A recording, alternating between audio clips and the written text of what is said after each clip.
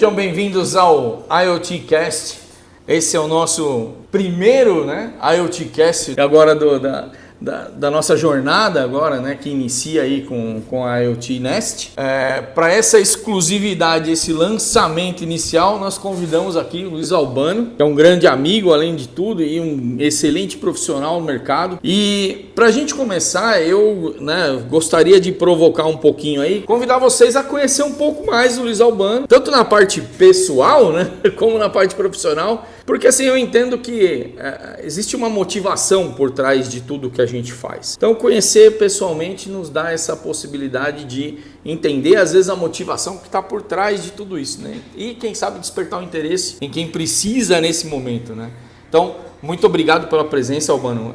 Assim, fico honrado, a tua aceitação aí inicial, de estar podendo falar nesse momento para nós aí.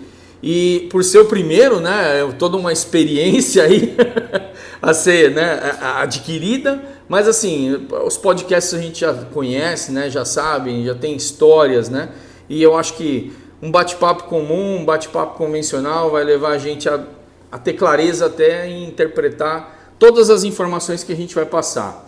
Não esquecendo, de falar, mas já mencionando, hoje a gente vai falar da importância da coleta de dados, mais do que tudo, É um podcast inicial, tem um intuito de mostrar, é claro, a relação da indústria 4.0 e dos sistemas de IoT que estão aí no mercado, e que trazer essa primeira importância, da coleta de dados, acho que é fundamental para a gente começar um bate-papo para falar desses dois temas. Então, muito obrigado pela presença e eu passo a palavra agora para você se apresentar e vamos falar aqui a primeira pergunta nossa aqui é: quem é o Luiz Albano, fora da indústria, Como começou a sua relação com o setor do plástico, Vamos lá. Bom, Giba, primeiro é um privilégio, uma honra estar aqui, estou lisonjeado de ser convidado para esse marco aqui, que é esse início de estar fazendo essa transmissão aí, de poder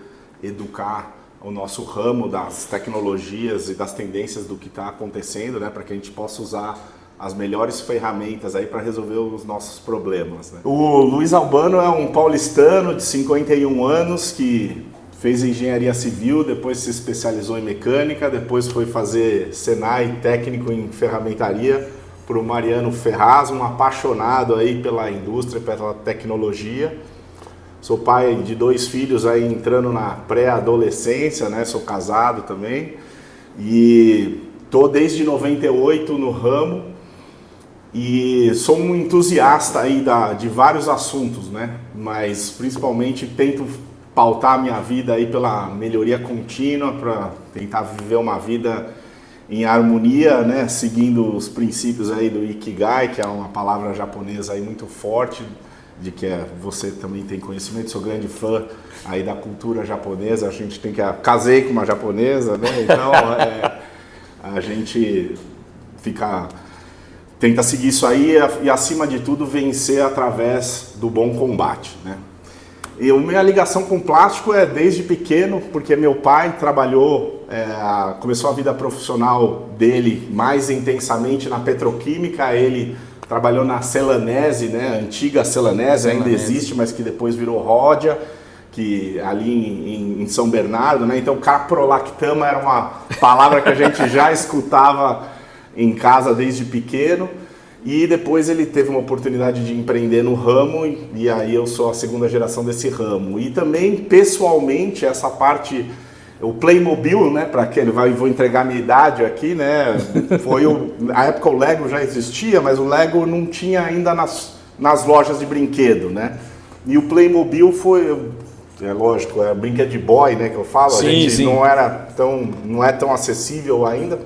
Mas poder interagir com o Playmobil e ver a qualidade das peças, da montagem, sempre me deu não só essa curiosidade de desmontar as coisas e saber brincar, mas ver a qualidade dos encaixes, do acabamento. Então aquilo, junto com essa iniciativa do meu pai, acabou me levando a querer fazer a engenharia, trabalhar com manufatura, saber como as coisas são feitas, e daí eu comecei a pavimentar minha trajetória. Bacana, Albano. Bom, quando você olha para trás, né, qual foi o momento que te fez perceber que o seu caminho estaria na área técnica, né? E a inovação e na formação de opinião das pessoas? Como é que foi isso para você? Eu tive a sorte, né? Meus pais também conseguiram fazer um trabalho comigo de fazer uma parte da educação vocacional, que eu consegui fazer alguns testes. Eu sempre gostei da parte de exatas e isso foi me levando a ter conhecimento do poder que tinha a engenharia como um todo, a parte das ciências exatas, mais específico de transformar as matérias-primas em coisas úteis. E aí depois o mundo veio privilegiando a gente com mais informações, né? Começou a globalização e a gente começou a ver como as coisas são feitas no mundo, então minha motivação veio disso daí. Sou fã do Discovery Channel, de maravilhas modernas, todas essas coisas, então essa foi a realidade que eu fui tendo contato, mas principalmente pelo poder transformador que tem na vida da sociedade a parte técnica. Legal. E isso serviu de motivação para incentivar outras pessoas também. Com certeza, meus amigos até me chamam para eu poder conversar de engenharia para os filhos deles. Tamanha é a minha paixão e como eu, vamos dizer, advogo pelo ramo, né? Eu realmente acho que é uma carreira fantástica, independente da posição que você esteja na manufatura. Então eu sou, vamos dizer, suspeito para falar. Te dá a liberdade de conhecer várias partes da cadeia e acho que aí facilita muito, né? Principalmente de quem está na ponta lá em cima e às vezes não tem toda a noção porque está na gestão e tal. Acho que isso é fundamental de fato, né? E hoje, o que te motiva a continuar investindo tempo, né? E energia nessas, né? E conhecimentos para você divulgar esse trabalho dentro da Abinfer, cara? A Abinfer é a Associação Brasileira da Indústria de Ferramentais, né? Só para dar um contexto, eu sou lá o vice-presidente de Relações Internacionais, então a gente ajuda a defender os interesses das ferramentarias brasileiras ou da indústria brasileira no exterior e vice-versa. A gente também faz... a gente é muito solicitado de que o mundo quer conhecer o que o Brasil faz, né? Ela é uma associação, não é um sindicato, então isso infelizmente no Brasil, antes da lei de 2018, os sindicatos, tanto patronais como de trabalhadores, trazem um ranço muito forte aí com uma conotação de que eles fizeram um feudo e não estavam defendendo os interesses do ramo. Sabendo disso, a Abinfer foi criada desde 2010 e eu desde 2014 venho contribuindo para essa jornada. E o que me motiva são dois lados, tanto o individual como o coletivo. Também, então vamos falar do coletivo, eu sou um grande fã e eu tenho muita crença no valor que traz o associativismo. O maior exemplo que a gente tem isso no país é o agro. O agro faz cooperativas que são poderosíssimas e que resolvem o problema de todos. Então, juntos mais fortes é um lema que eu levo para a minha vida. Eu vi isso em diversos aspectos dela. Então, sou um entusiasta dessa ideia. Tem uma série de dificuldades, que nessa comentei, histórica do que aconteceu, de que dificulta a gente levar isso ao nível mais alto, mas a gente tem que estar batalhando no que a gente acredita e dar o melhor nosso todo dia, né? Então, é algo que a gente vem batalhando. Então, assim, coletivamente, eu acredito que a gente se unindo e fazendo lutas para interesses específicos e fazendo um planejamento, a gente é capaz de, no todo, ganhar e não perder individualmente, né? Individualmente, o que eu coloco também tempo e energia, porque eu acredito, infelizmente, o Brasil ele está isolado geograficamente e até economicamente das cadeias de valor internacional. Então, é necessário que a gente vá para fora, fazer essa pesquisa, beber direto da fonte. Apesar da gente ter, sim, empresas e profissionais competentes aqui, infelizmente elas são uma exceção quando comparado com lá fora, né? Tudo é feito lá fora de novidade, os grandes players em questão de dinheiro estão lá, então essa é a maneira que eu vi que me abriu muitas portas, ainda está me abrindo, aliás, sou muito grato à Abinfer aí pela pessoa do presidente Christian Dillmann, que nos lidera e tem conseguido fazer. Então, quando eu lá atrás, em 2013, vi a necessidade de que a gente realmente precisa ir anualmente exercitar essa realidade e interagir com os nossos parceiros lá, a Abinfer e através também da ISTMA, que é a Associação Mundial de Ferramentaria, acabou me abrindo portas e oportunidades para que eu pudesse construir uma visão de mundo que eu pudesse aplicar aqui e não ficar só limitado, que numa primeira já exposição eu consegui ver que aqui era mais restrito. Bacana, Albano. Bom, para a gente fechar esse primeiro bloco, vamos aproveitar que está fresquinho na cabeça ainda. Você esteve presente na última feira K agora, na Alemanha, que é reconhecida por ser uma feira de tendências, lançamentos e inovação. A gente sabe que é uma feira, né, trienal, vamos dizer assim. Né? Então o pessoal realmente vai para a feira com o intuito de lançar, né, produtos, de inovar. E conta um pouco então do que você viu por ali, né? Não só sobre máquinas, moldes, processos, mas também o que destacou para você no quesito Indústria 4.0 e IoT. Fala um pouquinho para nós aí da tua experiência lá. A K é o lugar para... Devia ser subsidiado até pelo governo brasileiro levar, né, o avião da Força Aérea, etc., porque o mundo do plástico se encontra lá. Então são 175 mil visitantes de mais de 130 países. A gente teve a oportunidade de estar lá no briefing deles, de mostrar, fazer uma apresentação geral e um tour do que é a feira, e é algo realmente impressionante. Vamos pegar o 6M, né? Isso. E aí vamos destrinchar ele, mas assim, principalmente matéria-prima, máquina, molde, mão de obra, meio ambiente e método. Mão de obra e meio ambiente vamos tirar de lado, vamos falar desses 4, né? Então assim, o que está acontecendo com a matéria-prima? A matéria-prima é a economia circular, é isso que é o que está pegando, que é o que eles estão mostrando com exposições, eles estão muito preocupados com essa pegada de carbono e como vamos resolver o problema do impacto ambiental que o plástico como um todo gera e tem gerado, gerou e vai gerar. E eu acho que tem soluções muito interessantes. E aí de materiais também uma tendência contínua da sofisticação dos novos materiais, ou seja, cada vez mais a ideia é que o plástico englobe outros materiais, que avance nos metais, no vidro e etc., por ser um material de engenharia mais interessante quando utilizado, né? Na parte de máquinas eu vejo, e tanto moldes, o que eu vejo é a automação e a digitalização. Isso são tendências assim inexoráveis que você consegue ver que eles estão indo no ápice da eficiência operacional. E lógico, na indústria 4.0 são 10 pilares: simulação, inteligência artificial, tudo isso aí. E da coleta de dados, o que a gente tem visto é que realmente há uma tendência de aumento o espectro que você pode colocar, tanto de dados administrativos quanto de dados técnicos, e mais importante, do barateamento, né, dessas informações, porque essas tecnologias estão ficando cada vez mais sofisticadas, mas mais amigáveis também.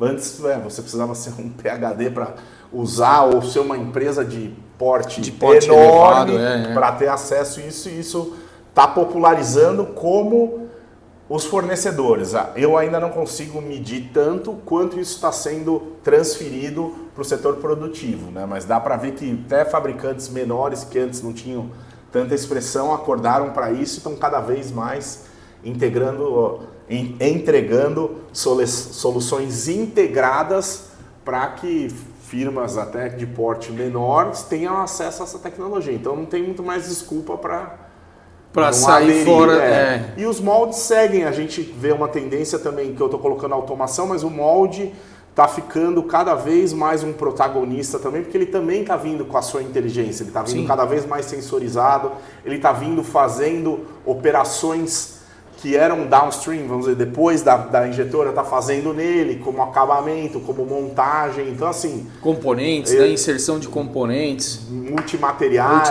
Então assim, a coisa realmente está nessa tendência de maior sofisticação. E realmente o molde com a inteligência para usar o PCR, né, que é o Post-Consumer Recycle, né, que é um material reciclado, qualificado, vamos pôr assim, né, porque tem também categorias e categorias de reciclado, de que é um problema que ele vai resolver e trazendo uma vantagem competitiva para as empresas. Então tem muita coisa bacana. E dá um outro episódio. Esse episódio talvez seja um dos próximos aí, porque é uma preocupação global. Aqui no Brasil foi decretado, né, nessa semana aí, foi colocado em prática um decreto de lei justamente para utilizar o PCR.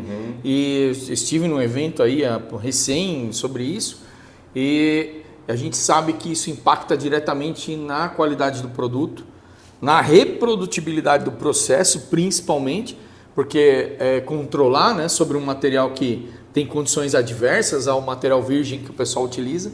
Então talvez aí a gente tenha uma coleta de dados mais fundamentada, talvez, para traçar uma estabilidade de processo, aí, algo que está mais, né, na berlinda, vamos dizer assim, né, no que diz respeito à regulagem de máquina, por exemplo. Então, desculpa. Acho que dá para a gente... Não, essa também dá um outro podcast, Exato. Na minha opinião, porque assim, tem um associado nosso, a Global Mods, que é o Fábio Edilson, que fala uma frase que eles estão no setor de embalagens e eu acho muito boa, que nós vamos fazer ou por amor ou por dor resolver esse problema do plástico. Se for por amor, todo mundo vai e faz a economia circular e entrega, como tem países que faz, Suécia, por exemplo.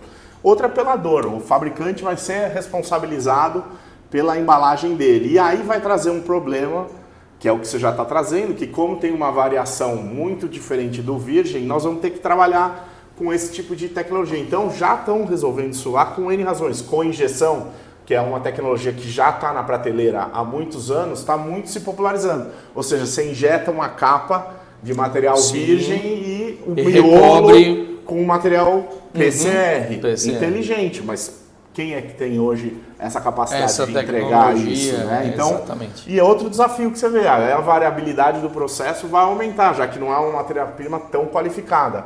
Quem tem capacidade e tecnologia para lidar com isso vai estar na frente, né? Então, mas essas são as tendências. Bacana. Então nós vamos fazer um intervalinho e a gente volta daqui a pouquinho para o segundo bloco desse bate-papo. Valeu? Bom, voltamos aí, pessoal. Então, nessa segundo bloco aqui, nessa segunda etapa, né, de perguntas, a gente vai entrar realmente no tema da importância da coleta de dados, né? Então, Albano, a gente vem falando nos últimos meses aí sobre o valor do medir, né? Todos os artigos que a gente tem publicado aí em LinkedIn, né, Instagram, tem mostrado realmente essa importância, tá? Do entender o processo por esse meio dos dados, né? E sobre o perigo de se perder na coleta sem propósito, né? Então, eu vou te fazer algumas perguntas aqui para a gente entender um pouquinho a tua ótica em relação a esses pontos fundamentados aí. Então, a primeira delas, né, que a gente viu que era relevante, é na tua visão, né? Por que a coleta de dados ainda é tão subestimada dentro das empresas? Esse acho que é o primeira provocação, assim, né, que a gente vai começar a futucar mesmo a ferida de todo mundo aí. A minha leitura é que é um problema cultural. Para você administrar, você precisa de dados, e dados de qualidade. Para quê? Para tomar decisões corretas. O que eu vejo é que tem um pouco de... Como é que eu poderia dizer? Arrogância, às vezes, no pessoal geral, de achar que a sua produção, como já está estabelecida, ela já está na sua eficiência operacional máxima. E ele está ganhando, muitas vezes, ele está sobrevivendo, ele às vezes até está prosperando na realidade do mercado, mas não sabe, às vezes, o quanto realmente ele está perdendo ou deixando de ganhar. Então está numa zona de conforto e o que eu vejo muitas vezes dos empresários é quando vem um problema bom, ou seja, ele tem mais pedidos para entregar, ele repete vamos dizer, a estratégia que ele tem. Então, se ele tem 4 máquinas, ele vai comprar a quinta. Ele não quer tentar fazer as 4 máquinas trabalharem mais para ele. Ele até quer, mas entre querer e poder tem uma grande diferença. Diferente de outros países que geram esses conceitos do KPI, que são Key Performance Indicators, né? Isso foi inventado não para os brasileiros, são filosofias de trabalho que são pelos americanos, pelos japoneses, pelos europeus, etc., que, quando bem montado, refletem a realidade para você não se enganar do que quer que você está fazendo. Então eu vejo isso, que muitas vezes quando tem uma coleta de dados é para inglês ver, só para falar que está fazendo uma coleta, ou quando não tem, pergunta por que não tem e que na verdade acha que já está otimizado ou já levantou uma vez, tirou uma vez uma fotografia e está satisfeito com aquilo. E aí que vem o problema do desconhecimento. A gente vê também muito nas empresas o apontamento manual, né? Aquela cultura antiga de querer controlar fulano vai lá na máquina, pega lá, anota os dados que está lá, depois você traz aqui, a gente faz uma reunião, põe todo mundo numa sala e a gente vê que essa cultura instaurada, ela permanece ainda nos dias de hoje com grande, digamos assim, grande presença nas indústrias, né, mesmo pelo fato do apontamento ser pelo menos um norte, né, para o cara começar a organizar a fábrica, às vezes, né, da doutrina do posicionamento, né, que nem se falou, eu direciono para mais uma máquina, eu abro um outro turno, eu acelero a produção, automatizo, né? Mas a gente percebe ainda que os dados ainda são muito deficientes, né? Existe um apontamento, mas ele ainda não põe o dedo aonde realmente é o problema, né? Acho que tem um pouco disso também, né? Eu vejo que, então, de novo eu volto no cultural, porque também tem Sim. o cultural de que antes, ele não é tão recente, que tem barateado a maneira de coletar, ou seja, você já pode digitalizar seus dados de imediato. Uhum. Outra que também tem uma questão que você usa o dado para punir em vez de construir. Exato. Né? Você quer apontar quem é o culpado em vez de fazer reuniões. Então, assim, de novo, o japonês ele faz o Kaizen e o Lean Manufacturing, que é a capacidade de sempre tentar produzir com o mínimo de desperdício, é uma melhoria contínua. Aqui tem, e o dado é uma base, né, o combustível para a gente chegar lá. Então, essa sensação de todas as áreas operacionais, desde do topo até a base, estarem trabalhando integradas, a gente ainda não conseguiu, na minha opinião, trazer essa harmonia para que o dado seja uma ferramenta para que todo mundo ganhe, né? Que a gente trabalhe. Então, são vários componentes também que a gente tem muita história aí para contar, mas isso está mudando. Legal. E a outra pergunta, eu acho que vai totalmente contra o que a gente está falando agora, mas ela a gente sabe que tem muita empresa que coleta todos esses dados, né? Mas eles não sabem o que fazer com todo esse volume de informação. Então, na sua opinião, o que deveria ser feito com todas essas informações aí geradas dentro do processo? Você coleta, aí você formata e você analisa. Hoje já tem situações que te entregam tudo isso, mas cada etapa é fundamental, né? E aí vem essas dificuldades. Eu vejo que essa realidade de que muitas vezes você pode estar falhando em cada momento. Você está coletando manualmente, aí vai cometer um erro para formatar aquilo lá. E depois de formatar, você não tem mão de obra para analisar. Por quê? Porque o teu sistema já está lá, a máquina de repente veio com aquilo e você também não sabe usar aquilo lá. Então, de novo, eu acho que cai na maturidade de você entender aquilo como uma ferramenta fundamental para você trazer a prosperidade para a tua empresa. Bacana. Bom, e como você espera hoje que as inteligências então possam ajudar aos profissionais do mercado no futuro próximo? Hoje a gente tem uma experiência pequena ainda, né, com inteligências artificiais. A gente, entre aspas, começou a brincar, né, com essas inteligências agora, né? E o que você acha, né, desse futuro? E o que às vezes até você viu alguma coisa ali na cara, né? Porque em 2022, quando eu fui a primeira vez, eu vi, por exemplo, alguns fabricantes de máquina colocando inteligências artificiais, né? Isso me assustou bastante naquele momento, porque a primeira coisa que vem na mente é: essa ferramenta vai me substituir. Né? Esse é o que vem na mente das pessoas em geral. Né? Eu tive um surto, né? Liguei para minha esposa 2 horas da manhã, falei que eu ia perder meu emprego, né? Para uma inteligência artificial, porque as máquinas já estavam vindo com aquilo. E agora, 3 anos depois, eu tenho a maturidade de realmente pensar. E eu queria entender o que você tem como visão disso tudo hoje. A minha visão é que tudo tem uma certa transformação. Até hoje ainda o vinil tá aqui, né? Então, assim, você em 3 anos não perdeu. Mas é lógico que a coisa evolui e está evoluindo a passos largos, né? Então, o que eu pude presenciar lá é que cada vez... primeiro que elas estão evoluindo rápido, a taxa às vezes mais rápidas do que a gente consegue aderir elas, porque a gente ainda precisa interpretar e colocar isso como uma realidade. E eu vejo num primeiro momento que vai ser eu não acho que vai ser totalmente capaz de substituir na sua eminência nesse momento, tá? Mas eu acho que vai ser um grande auxiliar que você não vai conseguir viver sem, como se fosse o celular hoje. Sim. Então, assim, é difícil até você apalpar, mas já tem capacidades que a gente está, por exemplo, estamos falando de dados, vamos falar, a inteligência artificial hoje já tem a competência de formatar os dados. Vamos começar por aí, o que já era difícil, porque fazer um relatório ou levar para um especialista era caro e difícil, mas você, uma vez que se abasteça o banco de dados bruto para ela já é capaz, desde que você tenha aí, que começa o auxiliar. Você tem que saber o que pedir dela.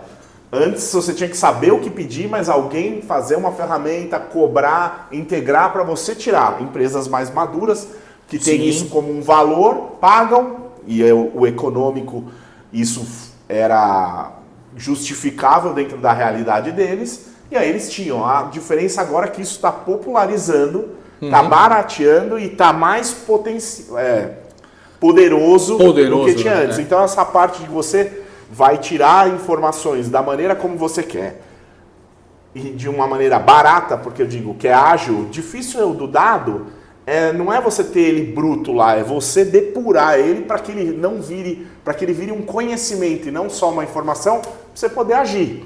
E para você poder agir no momento correto. Muitas vezes você age, mas aí você já esperou todo um tempo para que aquilo acontecesse, já houve todo um prejuízo, aí sim você vai agir lá para frente.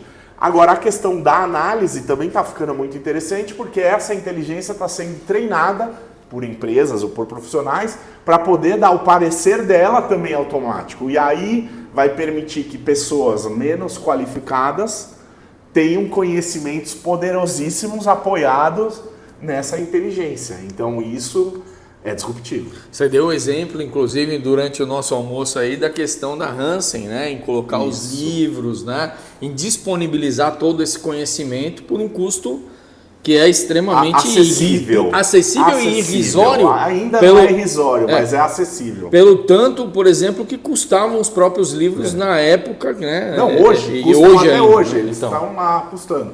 Fala desse caso aqui, acho que é legal trazer. Isso, acho que é legal citar, trazer pro pessoal.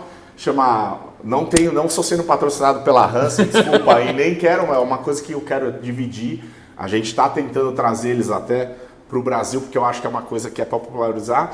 Mas a Plastics.io, que é um chat GPT, mesma interface. A Hansen, só para quem não sabe, é um dos maiores, se não o maior, editora de publicação de livros técnicos da nossa área de polímeros. Então ela fala de matéria-prima, de moldes, de máquinas. Então é muito poderoso. Sei lá, vou chutar que tem mais de 500 títulos na carteira dela. Pode entrar no Hansen Publications lá e ver. Também publica revistas sobre ferramentaria. Quer dizer, é uma editora especializada no nosso ramo. No ramo de plástico. E quem publica na Hansen também, ou seja, faz o livro, são pessoas de gabarito elevado. Então tem um filtro ali também. Um livro da Hansen não sai, na média, por menos de 100 euros. E esse site dela está saindo, se você comprar a anualidade, 15 euros por mês. Se você quer só um mês, 18. Agora eles até estão dando 5 consultas gratuitas para quem quiser. Mas ali, hoje, vamos voltar como é que era antigamente. Para ter acesso, você podia... Aonde eles vão é em feiras de plástico. Mas você tinha que ir na K, vamos dizer, você vai na K, a cada 3 anos eles têm lá 500 publicações expostas, dão um desconto para você, mas você vai pagar $100 num livro dessa grossura. Você quer comprar 50 livros, vai ter que trazer fisicamente para ele, só são feitos em inglês ou em alemão. Você tem que ler, interpretar e aí trazer para a sua realidade e pagar esse investimento. Hoje, toda essa inteligência está na ferramenta de inteligência artificial dele. Você pode fazer a pesquisa em português e ele te traz a referência até da onde ele pegou daquele livro, se você quiser se aprofundar. Então, quer dizer, agora você, um iniciante no ramo, tem a capacidade de usar esse cérebro artificial para te resolver ou para te educar com esse potencial, coisa que talvez só um PhD muito rico poderia ter esse acervo. Ou você é uma universidade numa cidade desprivilegiada, vai ter uma biblioteca melhor do que o melhor instituto do mundo. É verdade. Então isso ajuda muitos profissionais E assim, a gente percebe que cada dia mais, né? Por exemplo, no início quando eu usava, né, até o ChatGPT, né, para algumas publicações, alguns artigos, até rever algumas apostilas minhas, né, a gente tinha muito problema com relação à linguagem, por exemplo, que ia usar, né, a essa questão. Hoje com os treinamentos, né, a gente tem uma versão paga onde você consegue, né, doutrinar melhor, né, direcionar melhor. Isso tudo teve uma visibilidade um pouco diferente, né? Então hoje a gente consegue trabalhar alguns artigos, trabalhar algumas apostilas muito mais rápido, muito mais eficiente, dando o foco realmente onde você precisa. Eu penso assim, né? Muitas vezes eu estava elaborando um material, aí você está desenvolvendo todo aquele conteúdo e no meio dele você está pensando, tá, eu já me perdi nos conceitos, né? Eu preciso me guiar de novo, como é que eu volto agora? Eu estava falando de um assunto que puxou outro, por exemplo, está falando da injeção, falou do recalque, tá, eu teria que voltar no preenchimento, na fase de comutação, e aí essa inteligência, né, se treinada corretamente, ela faz você focar novamente no objeto que você quer. Eu penso também que hoje, né, com todas essas inteligências aí no mercado, eu acredito que vai focar o profissional. Né? Não é o que você falou, não substitui o profissional, mas foca o trabalho dele em algo que ele realmente precisa entregar naquele instante, naquele momento e direciona, né, o trabalho de uma forma mais direta, objetiva e que tem ali a resposta ou o resultado que ele precisa. Eu acho que é um divisor de águas, porque assim, vai ter que ter aquele profissional que sabe usar e aquele que não sabe. E isso já mata o cara de primeira ali. Então assim, é um grande tutor. Eu acho que a inteligência artificial, do jeito que ela está chegando agora, antes dela virar totalmente autônoma, ela é um grande auxílio, um grande tutor, um grande mestre. E nas empresas que você visitou, Albano, conta para nós aí um pouquinho o que você viu de interessante nessas empresas que conseguem utilizar essa coleta de dados aí para tentar melhorar um pouco mais, né, o panorama empresarial. Então, a Binfer tem esse privilégio, né, de quem quer utilizar ela é uma excelente ferramenta, que ela dá abertura, principalmente nesse, vamos chamar de benchmarking, isso, que ela faz missões comerciais que não é simplesmente, a gente geralmente amarra, né, porque é interessante você fazer uma feira dessa ligada a visitas em empresas fornecedoras de tecnologia e os usuários, ou seja, os nossos irmãos lá, para ver. E essa curadoria é o nome, né, de que separa, nem às vezes é feita por nós, a Binfer, quero visitar essa e aquela. As outras associações mundiais de ferramentaria sabem quem são as ilhas de excelência dele e nos colocam esse acesso. E, então eu tenho visto essas empresas, o que está acontecendo é a indústria 4.0, o alemão acertou muito bem em, vamos dizer, marketear isso aí, empacotar isso aí nos 10 pilares da indústria, que são o fundamento disso. E eu tenho visto que as empresas que estão nessa excelência operacional, tanto de vender valor, como de eficiência operacional intensa, estão adotando isso como não porque para, de novo, o inglês ver, no sentido de só ter, e sim porque são ferramentas poderosas que entregam o que elas querem, que é a produtividade, a qualidade, a permanência a longo prazo no mercado. Então, podemos falar desses daí, lógico que a coleta de dados, ou seja, gerenciar a tomada de decisões automática ou não, está dentro desse universo e um ambiente maior, um desses pilares maiores que a gente vê é a digitalização. Então assim, não adianta nada você querer fazer análise de dados escrevendo à mão ainda, né? Então assim, a IA é um outro pilar que vem também auxiliar. Então essa tendência é enorme, já é uma realidade nas empresas de ponta e é isso que a gente vem pleiteando para que a gente tenha aqui também. Legal. E, bom, para a gente contemplar aí mais algumas coisas, qual a sua opinião sobre dar propósito aos dados? Isso é, o que significa na prática, né? Olhando na visão para os gestores, os técnicos e o operador, por exemplo. Então, dados, no fundo, são KPIs para mim. Então, assim, são índices-chave que você tem que ter para você gerir a sua empresa. E a empresa são 3 grandes áreas na minha concepção, a comercial, a administrativa e a técnica. Cada área dessa tem os seus indicadores. Então, o que eu acho que tem que fazer, é lógico que num cenário ideal, a empresa tem que trabalhar com essas 3 áreas em harmonia, e o que a gente está vendo é que a digitalização está abraçando essas 3 áreas e está cada vez mais permitindo a integração dessas áreas. Então, tem que ver qual é o propósito da liderança de dizer o que é importante para ela nessa realidade. Se é um índice de, por exemplo, eu preciso ter muita eficiência porque eu vendo preço, eu vendo uma commodity, então ele precisa controlar esses indicadores com uma precisão e uma agilidade ímpar. Agora, se você não vende preço, você pode se dar o luxo de ali você precisa de outros indicadores. Valor agregado, por exemplo. Exato. Aí você vende performance. Então você quer controlar a capacidade, ou você vende confiabilidade da tua linha. Eu vendo performance, o meu produto vai sempre performar dessa maneira. Então, atrelado a eles, tem que garantir que isso seja.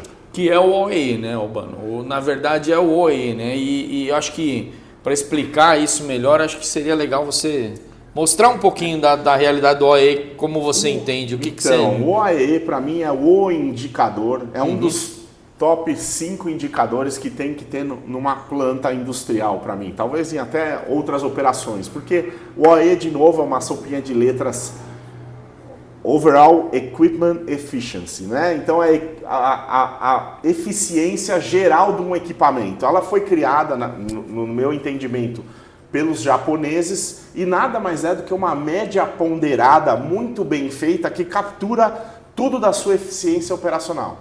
Antes de falar o que ele é em si, vamos falar o porquê que a gente tem que ter ele. Ele vai capturar a eficiência de um bem, de um ativo da empresa, que geralmente, ou sempre é um ativo custoso, caro, que se suou muito para se ter. Então é muito importante você saber quão bem esse ativo estão sendo feitos. E ele foi criado pelos japoneses, porque os japoneses, depois da Segunda Guerra Mundial, vinham com uma dificuldade grande de recursos, de capital, e precisavam usar tanto a mão de obra quanto as máquinas com uma eficiência maior do que a média. Já outros países tinham uma maior liberdade e um mercado garantido, não precisaram ver.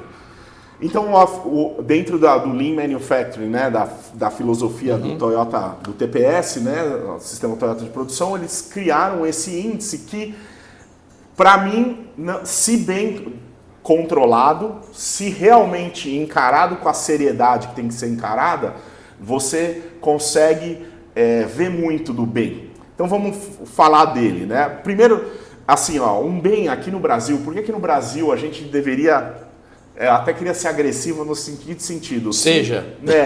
Porque eu acho que o governo deveria não só incentivar, o agressivo seria talvez até obrigar que as empresas medissem isso, porque nós somos um país carente de recursos, todos, tecnológicos, de mão de obra, etc., e a gente ainda tem uma coisa para dificultar, gente. O juros básico hoje da economia está em 15% ao ano. Então, se você for pôr o seu dinheiro para trabalhar, você está deixando dele ganhar 15% ao ano, que numa conta aí dá 60% em 5 anos. Se você for no mercado, deve ser no mínimo 25% ao ano, que também, fazendo uma conta, é mais de 100%. Ou seja, você paga um para o fabricante e um para o banco. Ou seja, é diferente de países que é 2%, 3%, os juros não crescem tanto. E não é abundante. Muitas vezes lá fora o fabricante vem e tem uma linha direta dele que consegue te dar a máquina. Aqui é mais complicado nesse aspecto. Então a gente não pode ter muitas máquinas com essa disponibilidade, porque o parque custa muito para a empresa. Sim. Isso. Para o investidor custa muito isso. E aí depois a gente sempre reclama que não tem disponibilidade. Então a gente tem que... É crítico para mim, por isso que eu digo que seria uma política governamental de exigir essa realidade, para que as empresas entendessem o conceito e aplicassem na sua maestria. Mas vamos falar do OE como conceito, por que ele é tão bonito na minha maneira de ver, é perfeito como conceito, difícil de se estabelecer ou cada vez ficando mais difícil. Ele é doloroso de conseguir, sim. Mas ele nada mais é do que uma média ponderada de 3 itens. Disponibilidade, performance e qualidade. A disponibilidade, em bom português, é quanto a tua máquina está disponível para você fazer dinheiro. Ela pode não estar disponível por vários motivos. Ela pode estar quebrada, ela pode estar faltando matéria-prima, não ter operador ou não ter venda. Vamos pegar grandes motivos, ou ela está parada para troca, mas em bom português, 100% de disponibilidade é que ela está trabalhando para você 24 horas por dia. Aí vamos falar da performance. Performance é aquilo que você vendeu para alguém, ou seja, que no seu orçamento você colocou ali um tempo de ciclo, você colocou uma certa produção de peças por dia ou por hora de que está embutido no teu custo que você vai entregar.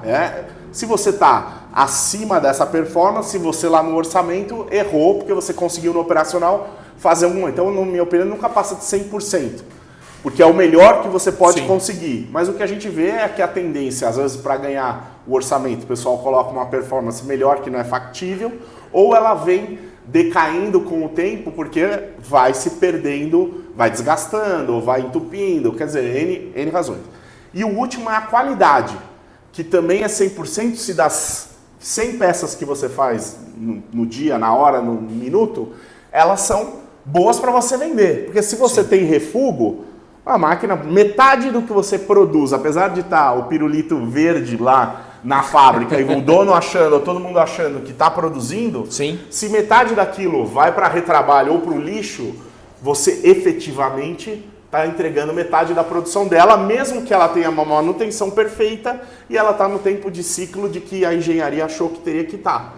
Né? Então, assim, ela captura tudo. Agora, a dificuldade é você ter dados para que esse número saia em tempo real, para você saber quem são os vilões, ou não só ter uma foto do que é o teu OE, e sim um filme, de ver como ele vem decaindo ou melhorando. Então esse é o índice para você ver.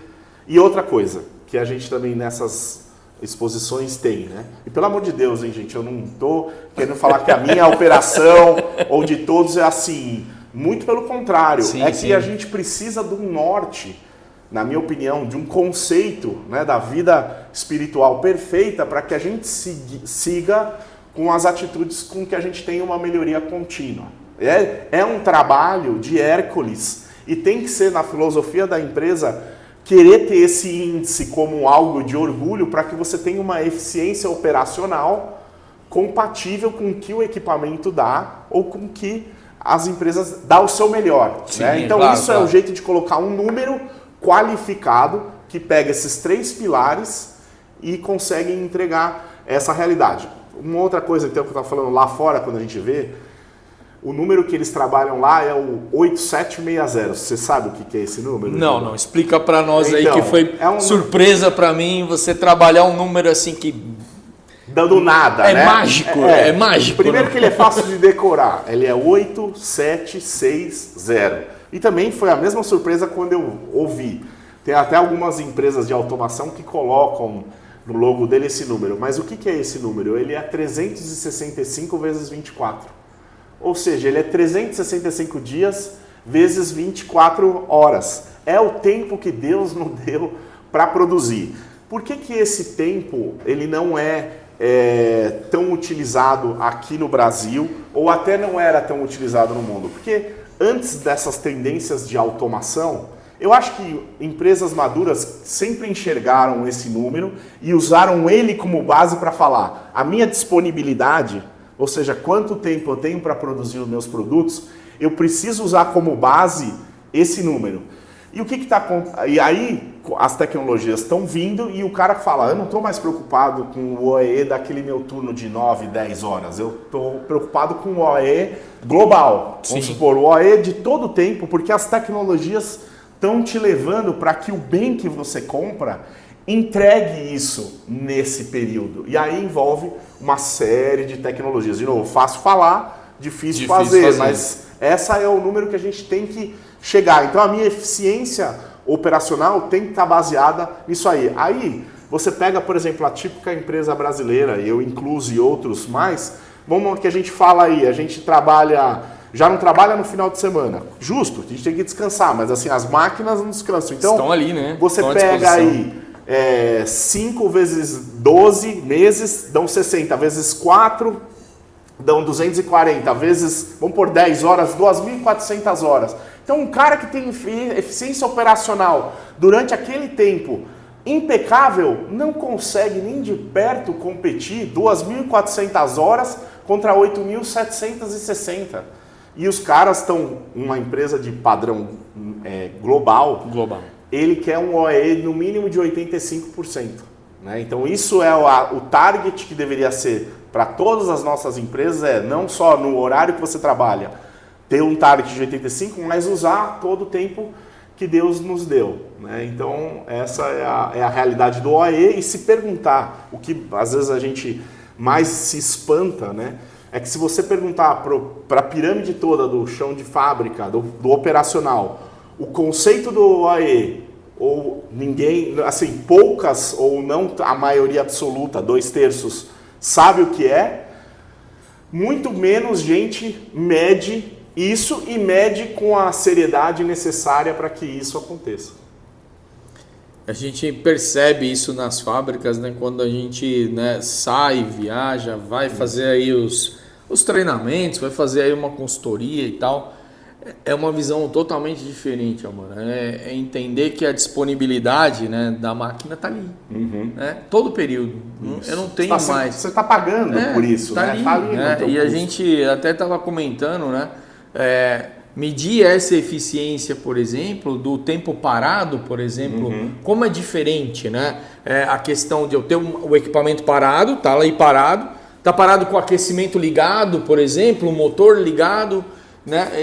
Isso tudo ainda dificulta ainda mais. E se a gente tem coletas que são incapazes de avaliar esse tipo de coisa, o vazamento do dinheiro tá ali, né? Tudo aquilo que você está ganhando, entre aspas, né? Ou está deixando de ganhar, né? Por conta desses vazamentos, está embutido nessa falta de apontamento, digamos, dos dados em geral. Então, e aí vem o que eu acho que a tecnologia está vindo para ajudar as empresas que usam isso como uma forma de uma melhoria contínua e de encarar a realidade de uma maneira progressiva, né? De não punir e sim educar, usar isso como um índice para fazer uma melhoria, que cada vez mais essas coletas estão sendo automatizadas e barateadas. Então, assim, só não vai querer ter esse número quem não quer.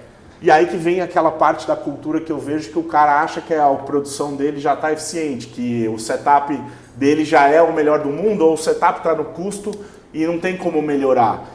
O que na verdade é uma bobagem, porque tem muito. Legal. Vamos para a gente fechar esse último bloco. Tem uma pergunta aqui: como é que a Binfer enxerga esse movimento da digitalização, né, dos processos e a importância de criar essa cultura de dados dentro da empresa? Vê como fundamental. A Binfer tem pilares de planejamento estratégico e um deles é de gestão, e a gente vê a digitalização como inexorável. Inclusive a gente tem o projeto Podium, que é um projeto que está pleiteando junto ao governo federal 12 iniciativas estruturantes para levar o Brasil ao pódio das ferramentarias de um nível global. E a digitalização, a indústria 4.0, é um desses plates que colocam linhas de financiamento. A gente não o que a gente está fazendo é não só dar a ferramenta, ou seja, a máquina para os nossos associados. Você também tem que colocar conceitos de gestão junto. E a digitalização vem como um apoio desse conceito. Então, é fundamental. Inclusive, a gente quer até convencer o governo federal de que se você der um empréstimo desse dinheiro subsidiado para que ele tenha acesso a essa tecnologia, que ele comprove que ela está sendo bem utilizada através de índices. O OEE com certeza é um deles. Maravilha. Então, a gente fecha esse segundo bloco. Vai mais um intervalinho aí, daqui a pouquinho a gente está de volta de novo com o Luiz Albano aí. Valeu! Bom, voltando então, pessoal, terceiro bloco aí, agora um bloco mais reflexivo. A gente vai provocar então nossa audiência aí agora, né, a pensar um pouco mais, né, Albano? Porque não é só o fato de a gente levar o conhecimento para vocês. O importante eu acho que é aplicar, né? Conheceu, viveu a experiência, aplicar isso. Não amanhã, hoje, né? Agora, nesse momento, o que eu posso fazer agora para mudar a minha realidade, para poder inverter essa chave ou virar essa chave? Então a provocação ela é fundamental nesse sentido. E aí, a gente vive em um momento hoje em que a tecnologia está avançando, né? Muito mais do que todas as pessoas conseguem absorver. Sim. Cara, teve uma virada fantástica, né? Uma exponencial. Agora, né? E às vezes a gente trava o progresso, né? Que não por investimento, mas por medo das tecnologias que estão aí. Né? É aquele medo de usar uma máquina CNC, por exemplo, ou de uma ferramenta diferenciada que ela tem, ou um serviço, ou até mesmo um recurso, né? Por desconhecimento. Esse medo, né? Que a gente está falando agora. E encerrar esse papo com uma visão mais humana, né? Porque a gente falou bastante de tecnologia e tal, é provocar realmente pôr o dedo na ferida para saber o que eu estou fazendo agora. Né? Então, o que você acredita, né, que a gente já falou um pouco, mas que impede as pessoas, né, de virar essa chave de fato para a nova tecnologia? Eu falo sim, tem vários aspectos. O material, ou seja, o dinheiro é mas a gente está conversando, ele não é um empecilho, ele é grave. Isso tem diminuído para até o tema que a gente está trazendo aqui, mas ele sempre é presente, mas isso não tenho visto como um grande problema, mas eu acho que é a cultura, e a cultura da inovação. E essa cultura da inovação tem a disruptiva e tem a evolutiva. Disruptiva é algo totalmente novo que chega e revoluciona um ramo. Não é toda hora que você vai ficar aderindo a isso, mas também tem que aderir. Mas é aquela que te abre os olhos, né? É aquela que, te abre os olhos, isso. Te transforma essa realidade que antes você não tinha um acesso. E aí a gente está falando de medo. E medo é o medo de errar ou o medo de custar. Então, quando eu estou falando que a gente precisa ter uma coisa cultural, eu acho que o Brasil precisa entender essa parte de inovar. Inovar não é no sentido só também de você colocar um produto ou um serviço novo de sua propriedade. É de você também ter meios de produção, porque muitas empresas inovam usando meios de produção ou ferramentas diferentes para fazer a mesma coisa. Né? E esse o copo está sendo feito ao mesmo 100 anos do mesmo jeito, mas a maneira como ele é feito e ele é controlada que mudou. E eu acho que essa cultura a gente precisa perceber de que ela precisa ser mudada. E a cultura do risco como que você faz com isso? Prototipa, vai aos poucos fazendo dentro do seu limite, divide para conquistar. Então adota em uma máquina, adota com um operador e vai escalando aquilo e não veja como um demérito que você pegou essa tecnologia, vamos dizer, há um tempo atrás que estava já. Não fique com vergonha de que operacionalmente você está atrás. E sim, pegue essa realidade, traz, prototipa, faz ali de uma maneira controlada e vai escalando isso conforme você vai tendo conforto. Existem hoje linhas de financiamento para que você faça isso, caso você esteja numa restrição de capitais que servem para isso, mas eu tenho certeza que muitas vezes o teu fornecedor vai te facilitar se ele sentir que se ele sentir que o solo é fértil para receber e encarar a inovação com a visão de que vai haver o erro. É parte da inovação o erro. Então a melhoria contínua envolve entender o porquê não deu certo. Se a tecnologia está funcionando em outros lugares, não está funcionando na tua realidade, eu acho que tem motivos para que você não está. Então a parte de prototipar é entender essa realidade para aí você chegar vamos dizer, na terra sagrada. Na terra prometida, né? Isso. É isso aí.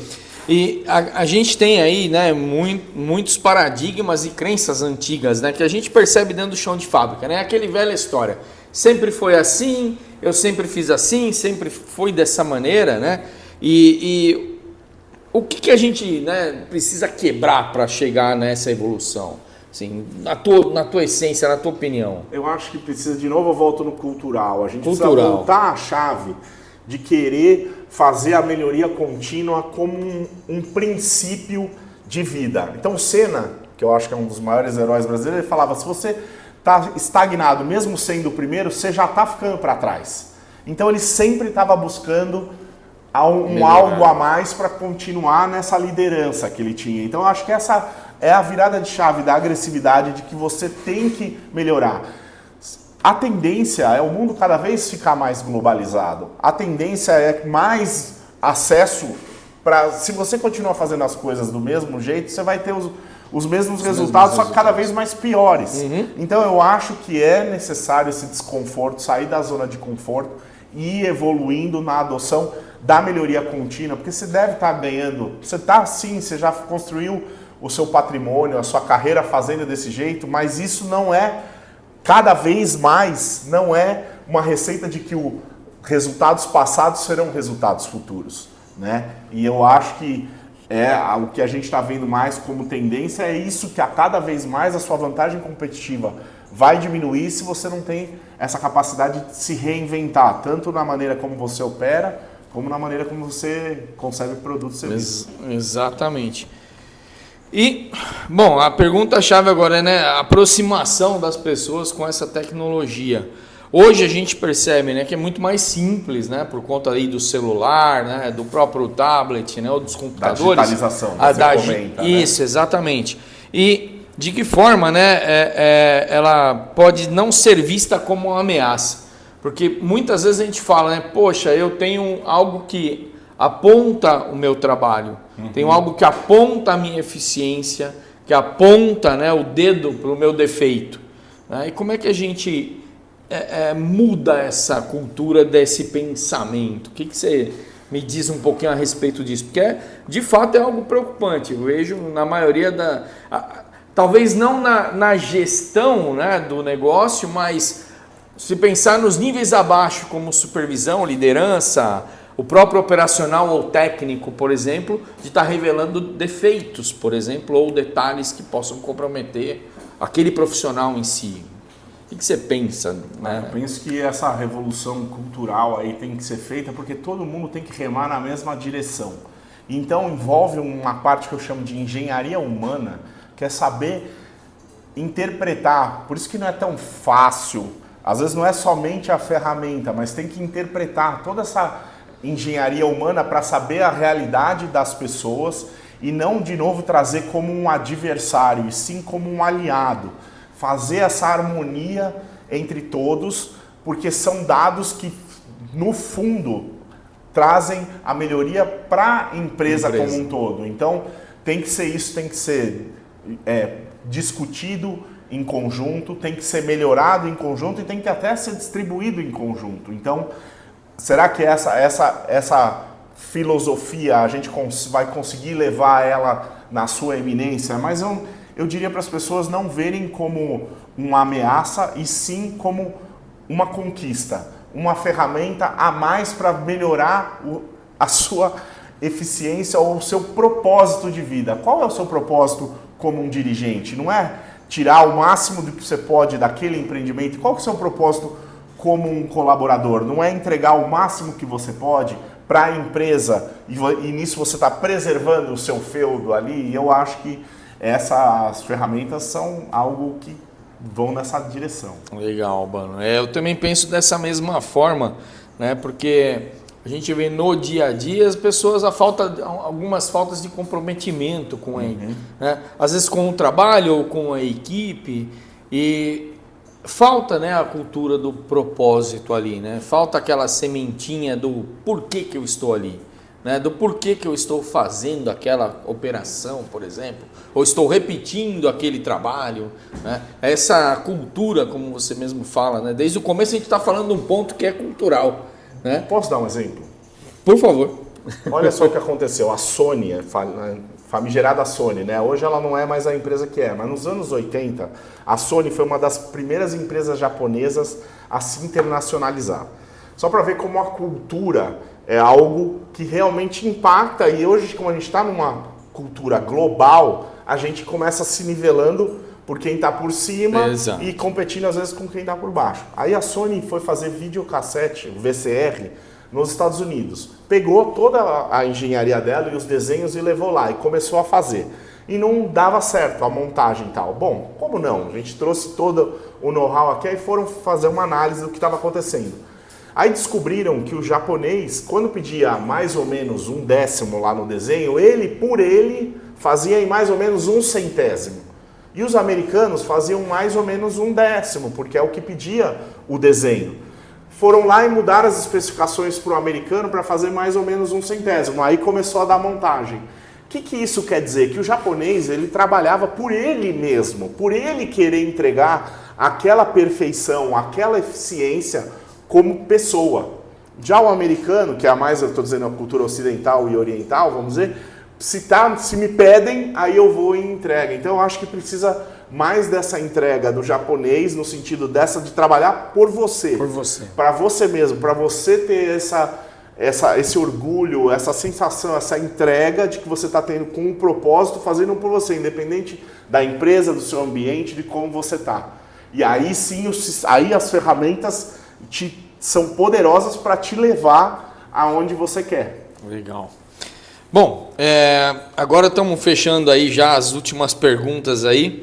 Vamos falar um pouquinho dessa nova geração dos técnicos, né? Ela já vem mais preparada para lidar com a tecnologia. A gente já sabe, muitos já nasceram dentro da tecnologia e dos sistemas, né, em geral, né, e principalmente agora também das inteligências artificiais. Perfeito. Como você vê essa nova geração aí? Eu vejo com muito otimismo. Legal. Que eles têm toda a capacidade de fazer muito mais do que eu fiz e do que os nossos pais fizeram. Porque já nascem num ambiente digital, já nascem sabendo usar as tecnologias de internet, de celular, de tablet, de programação, já nascem com ferramentas poderosíssimas para chegar. Então eles têm a obrigação de entregar mais, com certeza. E eu acho que tem, mas dentro disso eu acho que também o país ou o ramo precisa ajudá-los também, porque não adianta você querer pegar aquelas apostilas velhas, ultrapassadas, nem digitais, e querer que um menino nessa realidade, com toda essa facilidade que tenha, gamificação e etc., vá aprender da maneira convencional, né? Para isso, eu acho que o Senai e o governo e a indústria, o ramo, tem um papel fundamental para entregar. Aliás, quero fazer aqui, se me permite uma parte, falar da iniciativa do Senai São Paulo, pela liderança do professor Espada, que junto com a Abinfer e outros players aí da cadeia, refez o curso de ferramentaria, passou para 3.200 horas, forma projetistas e forma construtores com uma visão do profissional 4.0, digital. Infelizmente, né, felizmente já foi criada essa iniciativa, está fantástica, está rodando, foi analisada por vários especialistas mundiais e vieram e disseram que não existe nenhum programa de formação profissional na área de ferramentaria com a excelência do que o Senai está fazendo. Não só trabalha também nas áreas tecnológicas, como também nas competências socioemocionais dos alunos. Isso está sendo expandido para os outros polos de ferramentaria, já adotou em Caxias, já está adotando também em Joinville, mas isso precisa ser popularizado para o Brasil todo e para os outros ramos. A transformação do plástico precisa aderir a isso, a transformação do metal precisa aderir a isso, a transformação do vidro e assim por diante.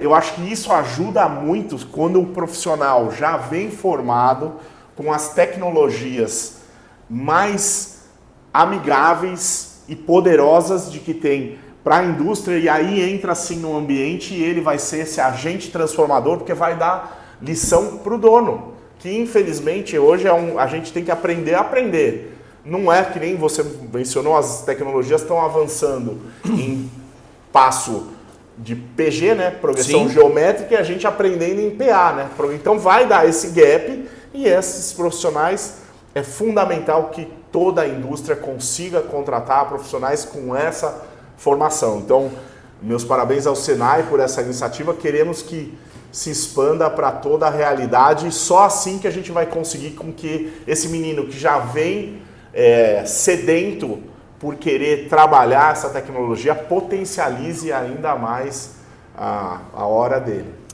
Legal, Bano. E as duas questões finais, acho que elas têm uma ligação entre elas, mas eu gostaria de encerrar mostrando as duas e aí você põe a sua opinião, né, para que a gente possa de novo futucar a ferida do pessoal aí que está nos assistindo agora. Então, na sua opinião, quem ainda não coleta dados nos dias de hoje terá alguma vantagem no futuro? E gostaria então, né, do que você gostaria que cada ouvinte aqui levasse, né, como reflexão nessa nossa prática para amanhã, no seu próprio processo, isso é, no seu dia de trabalho, nas suas rotinas, etc. Primeiro, para a primeira pergunta, eu vejo assim, olha, vamos tentar pegar na engenharia uma coisa que eu falei. Eu até peguei, é um fato real meu. Eu aprendi ainda a fazer na prancheta, desenho, Sim. E comecei a pegar o CAD, como desenho auxiliado por computador.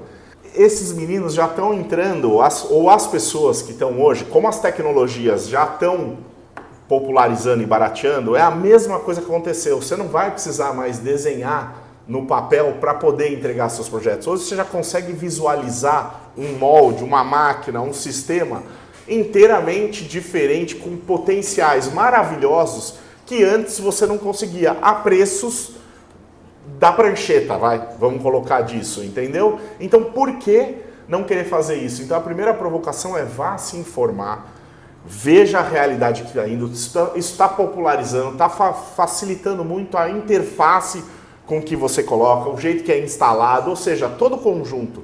Se você realmente quer melhorar como ser humano, como profissional, vá se informar do que tem aí hoje no mercado, porque tem muita coisa bacana para você fazer. Quanto à segunda pergunta, eu falo, o que tem que fazer? Comece a se informar também desses conceitos que a gente começou a falar aqui. Comece a medir, que seja alguma coisa só, de uma maneira até anterior, vamos dizer. Ou arcaica. Volta para o papel. Exato, para ver quão doloroso ele é, mas entender pelo menos o dado. E de novo, começa fazendo um dia por semana e faça por você. É isso que eu também quero falar. Aquilo vai te dar um resultado, é uma plantação. Uma hora você vai colher isso daí, seja você se diferenciando dentro do seu microambiente ou isso como mercado. Eu vejo que esse investimento em conhecimento, em tecnologia, em know-how, né, ele se paga. Talvez não tão imediato, porque às vezes você não esteja num ambiente onde aquilo permita, e aí vem o desafio próprio de falar, não, cara, mas eu quero ter essa ferramenta para mim como profissional, e aí depois você vai ser recompensado em algum momento se tem essa crença. Pergunte para outros que estão numa posição diferenciada se não foi assim que aconteceu com eles, né? Para mim, eu sou uma testemunha disso e vejo outros que souberam quebrar essa barreira de falar, não vou fazer isso porque isso vai ser um benefício para um outro. Não, isso é um benefício primeiro para você, Sim. Porque você como um profissional vai lá. Então assim, arregaça as mangas, começa modesto, faça você, prove para você mesmo, tente, lógico, vender seu peixe para o seu colega, para o seu supervisor, para o tomador de decisão que seja o dono ou o gestor, e que eu acho que você já, só por essa atitude, já será recompensado, mas tente trazer aquilo como uma ferramenta com que você vai performar melhor, né? Então, dá as caras para bater, arregaça as mangas e bola para frente, vai para cima. É isso aí, Albano. Eu queria agradecer de novo a tua presença aqui. Eu acho que esse bate-papo agregou muito valor, não só aqui, né, ao que a gente está querendo mostrar, né, para o nosso público aqui, o quanto é valioso, né, a parte da coleta de dados, mas também para abrir um pouco a mentalidade e mostrar alguns outros cenários para que isso possa ser aplicado, né? Porque hoje a gente realmente percebe a necessidade, né, das empresas em ter as informações corretas, em ter esses dados reais, em poder vislumbrar aquilo onde está a minha melhoria, ou onde estão os pontos onde eu posso melhorar, ou aquilo que eu tenho a melhor experiência, ou aquilo que eu tenho a melhor performance, o que eu posso aproveitar disso de melhor. Então, muito obrigado aí pela colocar um pouco da tua experiência, das tuas viagens, das tuas visitas. Isso agrega demais, eu acho, que o valor do profissional no mercado. Mais uma vez, obrigado aí pela vinda até Jundiaí aqui, né? Não, Giba, eu que agradeço estar aqui nessa plataforma, que um marco, né, que hoje se inicia, que eu tenho certeza que vai agregar muito valor para o ramo. Eu acredito muito no Brasil. Sim. Cada vez mais a gente às vezes precisa sair fora para poder perceber aonde a gente está, né? E cada vez mais eu vejo que o mato está muito alto, então a gente tem muita oportunidade de cortar ele e fazer melhorias e conquistar o que todo mundo quer, que é a prosperidade, a abundância, né? Então o Brasil tem esse mercado enorme, pode sim ser um player mundial, mas nós temos que fazer a nossa lição de casa, né? Tem que ajudar o santo também. Verdade. Então, eu que agradeço. O que precisar de nós aqui, de mim e da Abinfera, nós estamos à disposição. Maravilha, eu vou deixar uma lembrancinha aqui com você, para você toda vez tomar sua cervejinha, lembrar da gente. Hein? Obrigado, hein? E aí... Será muito... Já vamos estrear, então. Obrigado, gente, muito obrigado pela participação de todos. Espero que vocês tenham, né, assistido até o final. Se assistiu aí, deixa o seu comentário, curta, compartilhe e não se esqueça aí de aguardar aí os nossos próximos vídeos. Então, fiquem ligados aí na nossa programação, que mais profissionais aí de gabarito do mercado vão estar com a gente aí para outros bate-papos. Até mais. Muito obrigado, Albano, mais uma vez e tamo junto. Até!